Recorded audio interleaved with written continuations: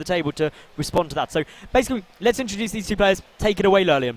Let's go for it in the bottom right spawn position here on the beautiful map Entombed Valley, playing for Mouse Esports. He's only 15 years old. He's from Germany. He is the Red Terran. It's HeroMarine. He's got at least one fan in the audience there. In the top left spawn position, we've probably got the favorite. I mean, we're in the UK, we're at I-48, we're in Telford, and he's a British player. He's from Scotland, so he's kind of the home favorite. Is he going to be able to take this series home and advance to the semi-finals? We'll be finding out. He is JonnyRecco. Definitely one fan for JonnyRecco as well.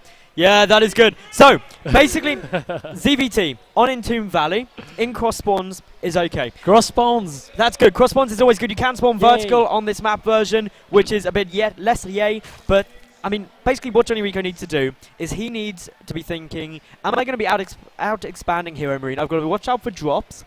And if I do those things, I should be okay. And he's been playing really solid. He's focused, he's dedicated, but as is HeroMarine. Both of these two players have a lot to prove. Arguably I believe it's the biggest event JonnyRecco's been to. And I'm 90% sure that it's one of the biggest events HeroMarine has been to. Well, he's only 15, he probably is. Yeah, he cannot go to many events because they play till late in the evening. And because he's only 15, he cannot work till late. And all kinds of regulations coming into play because he's only 15. Yeah. So basically, what we should see is, well, as we've got a command center first out of HeroMarine, he's going to get that command center out quickly. And JonnyRecco's decision is, do I secure a quick third? Probably. Which is quite likely. And then where do you go from there? The third base is a little bit awkward because of these destructible rocks and the two entrances. And actually, Recco, he's already taking a drone up there. Yeah, that's the correct response. I mean, double hatch before pool, typical response to a command center first. HeroMarine only dropping down one barracks so far, so he's not looking to really try and punish that or be super safe, because he knows the standard response to a command center first is double hatch before pool. It was a while in the meta game where Terran players would always go double barracks after command center first because they felt they need a little bit of extra marines. But as the meta game evolved and Zerg players started always getting a third hatch before pool, you no longer need those two barracks because he's not going to be attacking you when he goes double hatch before pool. No, he's not. And these double barracks, this is actually a build HeroMarine often goes for, and he should, I reckon. Where do you go on from this? Do you reckon we'll be seeing that one mine, one Hellion?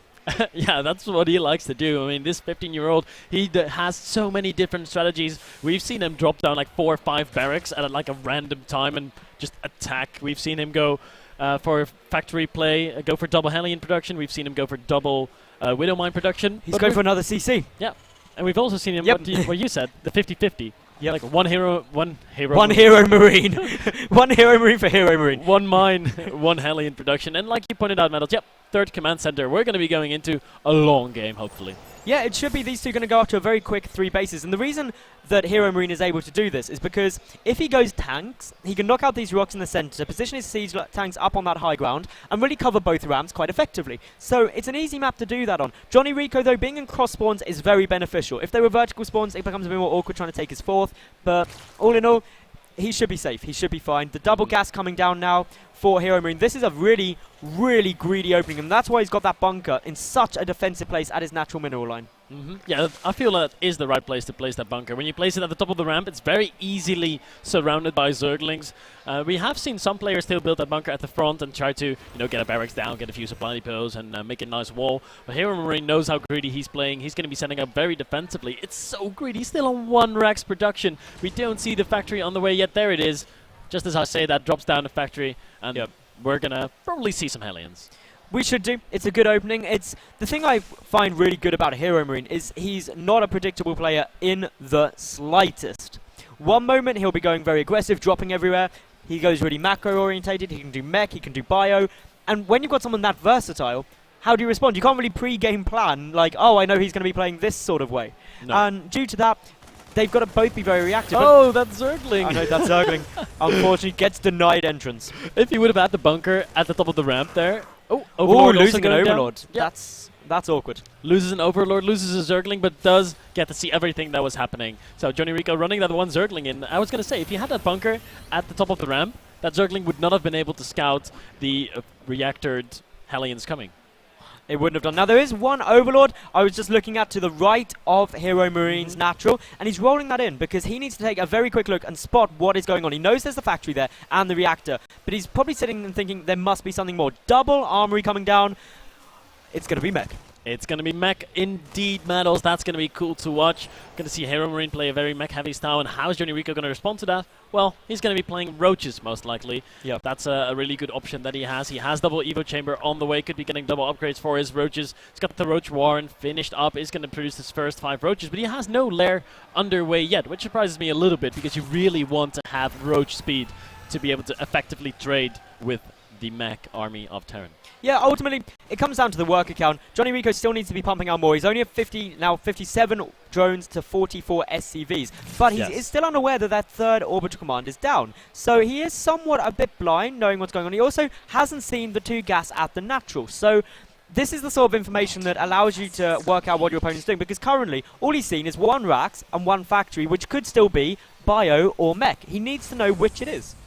Yeah, I think he has gotten a few. You know, he feels it. He feels it. I think he is going to be expecting mech here. He is actually no, he's getting a Baneling nest. He's getting a Baneling nest, and he's getting Zerg melee attacks upgrades. So no upgrades for his roaches. We might see him play Bling Bling Muta, as we've seen him do so many times versus Terran. Yeah.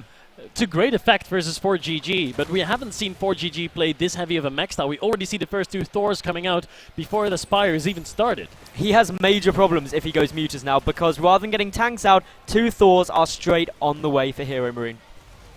There could be some trouble here. JonnyRecco now scouting in, though, sees the 2 factories with a tech lab, so he knows there's going to be mech play coming in.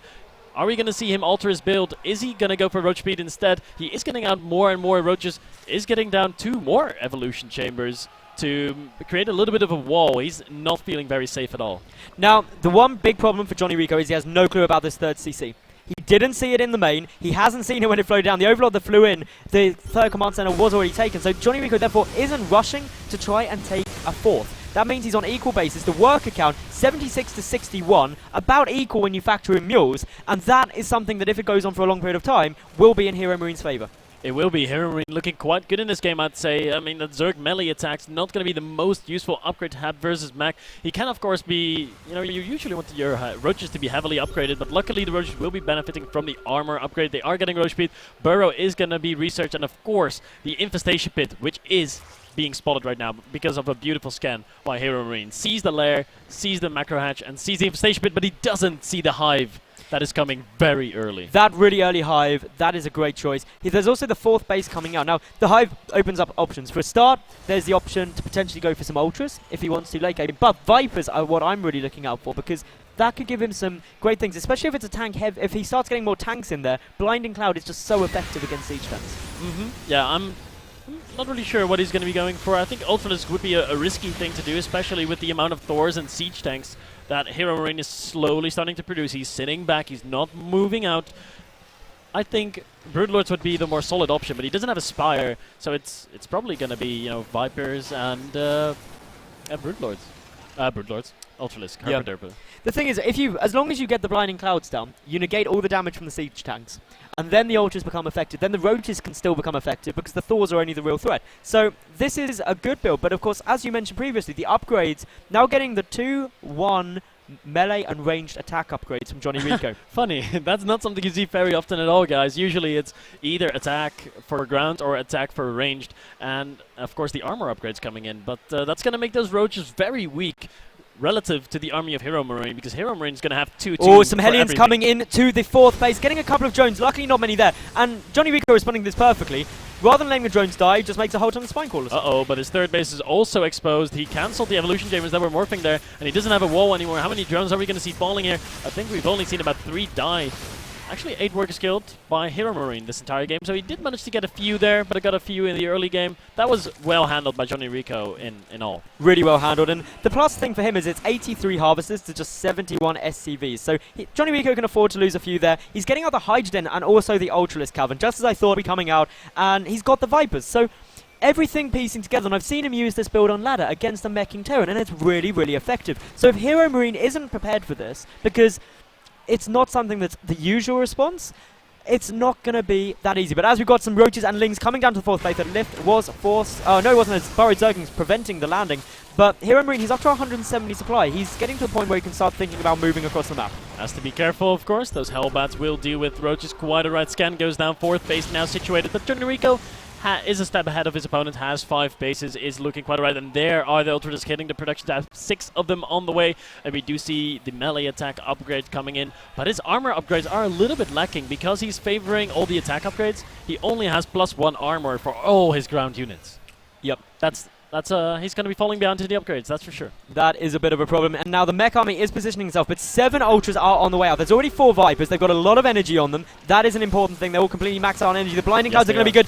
When the siege goes down, it is over the dead space, so obviously utilizing the cliff. In come the Vipers, and once the Ultras pop, the Blinding Clouds being used incredibly effectively. The Hellbats, though, are doing a good amount of damage. But look at these siege tanks. They can do nothing. But the Ultralisks were not out yet. Now the Ultralisks come in, but the Blinding Clouds will be ending in just a little bit. Only a few siege tank firing. The Blinding Clouds are ending. The Ultralisks are evaporating right now. The Ultralisks were just about a minute late to this party. If JonnyRecco would have had all his units together, he would have definitely been able to crush this. Now it's going to be very difficult. All the siege tanks still left alive, and these Ultras will not be able to break through here. The problem is that he threw down those Blinding Clouds far too early. He needed the Ultras out, and now he's just running units into a tank line and the Thors there, and they got absolutely crushed. And I think Recco is aware that he is in a massive amount of problems right now. Yeah, he is. He's actually down in supply right now, as HeroMarine is going to be remaxing pretty quickly. Has a little bit of bank left, and looks like JonnyRecco is going to abuse the mobility of his Zerglings and Roaches and going to try to catch the units off guard here. The siege tank's done in siege by the Roaches, getting a lot of damage done. Oh no, HeroMarine now realizing he is in trouble, but luckily his reinforcements are going to be joining up, and this is just too many siege tanks to be handling, even if they're out of siege mode. Now, that was exactly what Recco needed to do. He needs to keep this army unsieged, worried about pushing too far forward in case it gets surrounded. As long as he keeps achieving that, he should be okay. He needs those Ultras out. He's also getting out the +3 melee attack. The Viper's consuming some more energy, but there are a lot of Vikings on the field. Yeah, there are a lot of Vikings out on the field. They're going to be dealing with those Vipers a little bit. They are looking for them right now as the fourth base of JonnyRecco is taking fire again. Here come the Vipers. Are they going to get the Blinding Clouds down? 1, 2, 5. Blinding Clouds are going down, and a lot of siege tanks are not able to fire, but is this going to be enough? Well, currently a lot of those siege tanks aren't actually siege, but the Ultra count incredibly low. Only 3 out, 1 Roach and 29 Lings. If we look at the army supply, it's 120 for HeroMarine to just 75 of JonnyRecco. This top right base, the 5th base, is almost certain to fall. The Vikings picking out Overlords, and there's no form of counter-aggression or anything like that coming out from the Zerg player at the moment. Now JonnyRecco falling down in supply, down to 130 supply. Everything gets demolished as soon as it pops out. Is going to be losing that 5th base, and HeroMarine, there come his reinforcements. Has so many Vikings. The Hellbats are still going strong. Ultradiscs running in, dying in just a matter of seconds, and that has to be it for the UK player JonnyRecco. HeroMarine still in a very solid position, has a lot of siege tanks left on the high ground, and he will be pushing in and killing the 4th. Well, killing that 4th base could potentially end this game, because JonnyRecco will suddenly be very low on income, not have the production he needs to really keep up with this, and already he is really running against the rope. He's just charging those Ultralisks in. The tanks not even siege and still winning this fight. JonnyRecco about to go under 100 supply, and I think this is going to be GG. He's going to have to call it, and there we go. Game 1 goes to HeroMarine.